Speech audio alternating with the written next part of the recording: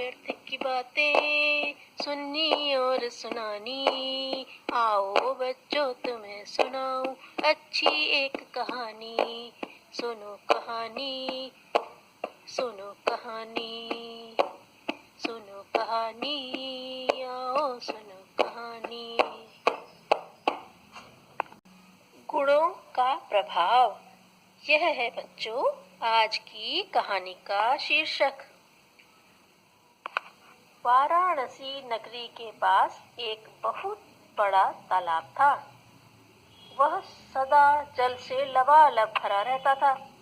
उसमें बड़े सुंदर सुंदर कमल खिला करते थे। मार्च का महीना था। सारा तालाब कमलों से भरा हुआ था। तालाब का पानी कमल के फूल और चौड़े पत्तों से पूरा ढक गया था। किनारे पर उगी हुई घास भी सुंदर लगती थी। तालाब के आसपास कई बड़े बड़े वृक्ष भी थे। उन पर पक्षी चहचहाया करते थे। मनुष्य भी उनकी छाया में विश्राम करते थे। वायु कमल के पराग को दूर तक उड़ा देती थी। इससे फूलों की सुगंध चारों ओर फैल जाती थी। उस गंध से अनेकों मधुमक्खियां भी आकर्षित हो जाती थीं। उनके झुंड आकर कमलों से रस लेते रहते थे। मानी नाम की एक मधुमक्खी वहां रोज ही आया करती थी।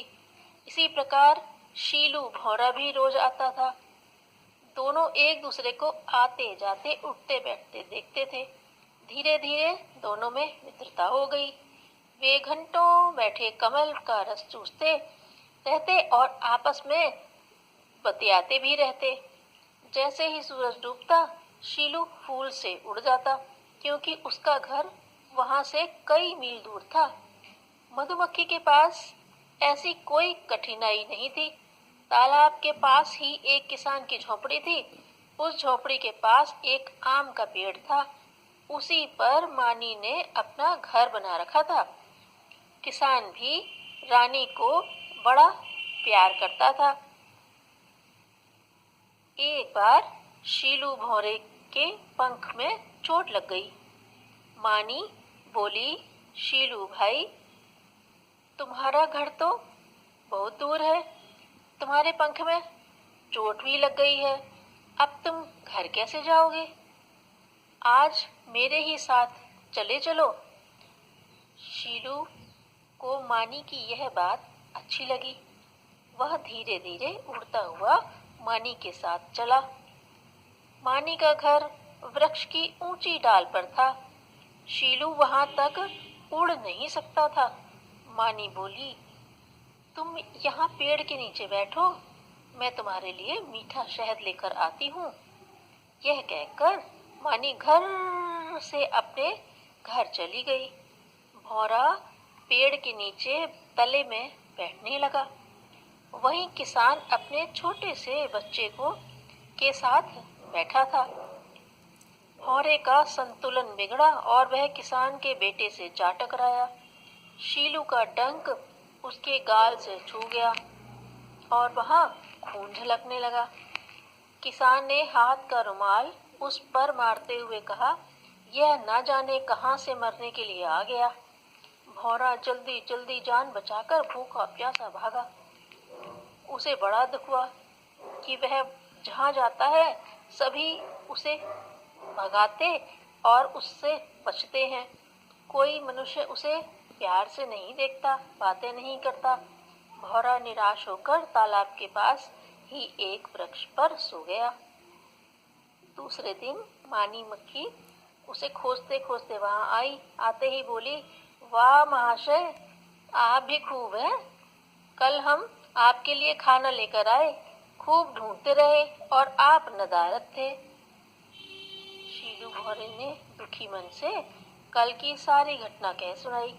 फिर बोला, मानी बहन, एक बात पूछूं, बुरा तो नहीं मानोगी?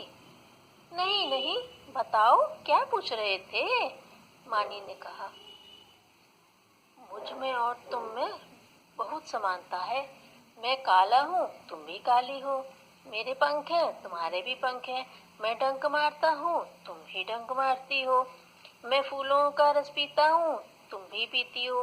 पर क्या कारण है कि मैं जहाँ भी जाता हूँ लोग मुझे हट हट कहकर भगा देते हैं? तुम्हें तो वे घरों में भी पालते हैं। देखा जाए तो मैं सुंदर हूँ, पर मेरा इतना अपमान क्यों होता है?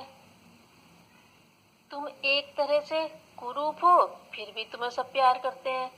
तुम्हें ही क्यों पालते हैं? भौरा रोया रोया सा पूछ रहा था। मानी थोड़ी गंभीर होते हुए कहने लगी, भाई, तुम सुंदर हो तो क्या हुआ? तुम्हारी सुंदरता से किसी को क्या लाभ है? सुंदरता तो क्षण भर के लिए आकर्षित करती है। वास्तव में स्थायी आकर्षण तो गुणों का ही है। गुणों गुणी ही सम्मान के पात्र बनते हैं। मैं कुरूप हूँ तो क्या हुआ? मनुष्यों को कितना लाभ पहुँचाती हूँ, यह भी कभी तुमने सोचा है? मैं जिस शहद को बनाती हूँ वह उनके हजारों काम में आता है। मैं डंक मारती हूँ तो क्या समाज के लाभ की बात ज्यादा सोचती हूँ? दूसरों का उपकार अधिक करती हूँ।